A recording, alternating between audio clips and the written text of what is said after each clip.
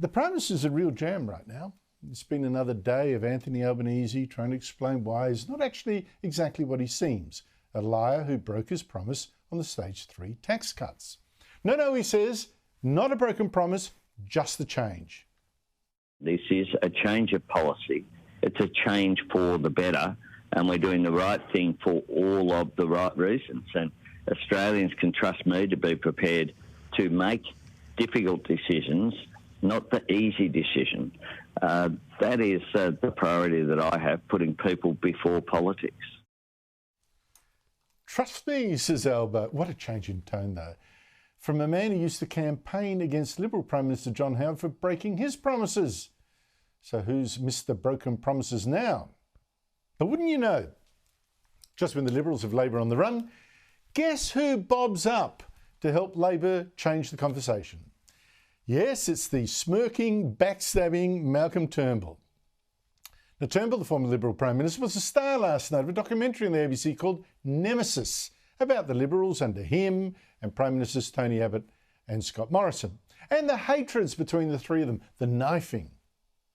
What one word springs to mind when I say the name Tony Abbott? Negative. I wonder how Turnbull can actually show his face in public. I mean, after stabbing Abbott to become Prime Minister, this man gave us the disastrous snowy 2.0 green scheme that's blown out to 10 times the cost. And the French submarine deals, the deal that had to be cancelled, that cost another $800 million. And Turnbull also had such appalling judgment that he wanted to let Communist China extradite people living in Australia until a party revolt stopped him. And now Turnbull's mission seems to destroy the Liberals. And a grateful Albanese today jumped all over his latest effort.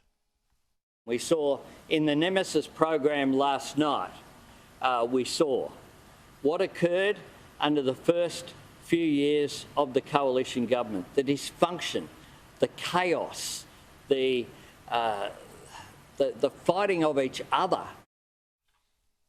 It wasn't good, but in fact, I really do think, though, the ABC last night did do the federal Liberals a big favour. Accidentally, I'm sure. What Nemesis actually showed is that there's this old Liberal Party, you know, that bitter and divided and treacherous one, absolutely confused about what it was for, especially people of the Liberal left back then, you know, Turnbull, Christopher Pyne, and of course George Brandis and others, all on the show last night. And almost all now, thankfully, gone. But last night gloating how they brought down that Tony Abbott and whinging that they then got hit by the karma truck.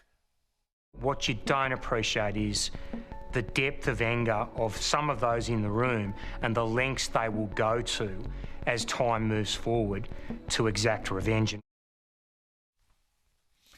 On the other hand, there's now this new Liberal Party under Peter Dutton, who refused to go on the show quite wisely and leads a remarkably united party now with no backstabbing. And even better, Dutton again today showed what he will do. And it's not what the last two Liberal leaders, Malcolm Turnbull and Scott Morrison, did. Peter Dutton, alone of them, is fighting back against the culture wars of the left. And I think that's what's brought the Liberals back into this contest, neck and neck with Labor in the polls, just a year and a half after being smashed and written off at the election. Dutton has already fought and beaten Labor's voice, for instance, his attempt to divide us by race. He's also now taking paint off Albanese as a liar over his broken tax promise, without committing yet to opposing it, or what I think is more likely, to keeping the Stage 3 tax cuts and also matching Labor's extra tax cuts that it's offered instead to the less wealthy. I think the Prime Minister, after having promised it on 100 occasions, we now need to test his credibility in relation to negative gearing and tax on the family home. Now, yes, that's actually about economics and trust, but on the culture wars, Peter Dutton today promised to scrap the nearly $10 million of funding the Albanese government gave to the Environmental Defenders Office and a similar group. The Environmental Defenders Office has been given millions of dollars of ongoing funding by the Albanese government to wage lawfare. They're a proxy for the government's true intent in relation to addressing projects which have already had valid approvals. Santos's LNG project in the Barossa field offshore of Darwin was in their sights, as you know.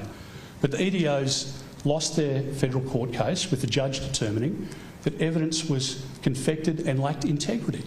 This is a body being funded by the Albanese government. Now, I've covered this scandal several times, as you know, right here on this show. You may take that Santos project. This Environmental Defenders Office, made up of green extremist lawyers, lastly delayed this big offshore gas project in the seas north of Darwin by helping Aborigines from the Tiwi Islands who claimed a pipeline from this project would annoy the rainbow serpent and the crocodile man living in that part of the sea, exactly that part, and disturb graves and sacred sites of people who lived on that seabed more than 30,000 years ago when it was above water.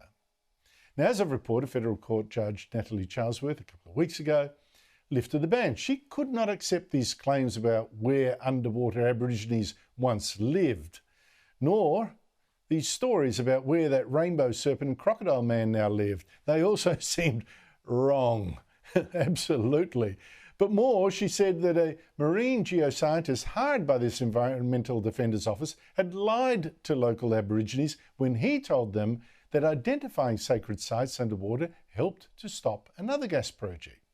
And she said his map of sacred sites was worthless as evidence. It involved confectionery, she said. That means fakery. Among other things, she said, a video had shown that an Environmental Defenders Office lawyer had herself drawn on that map of supposed cultural sites in a way that could not, on any reasonable view, truthfully reflect what the Tiwi informant had actually told her. Now, the Albanese government funded these green lawyers who helped trick up dodgy maps and present dodgy Aboriginal myths to stop a big gas development. Peter Dutton would stop that funding. He's going to take on this neo-pagan myth-making. So we now have a choice that the Liberals never offered in years. No wonder the Prime Minister is sweating, hoping that an ABC documentary might help save him.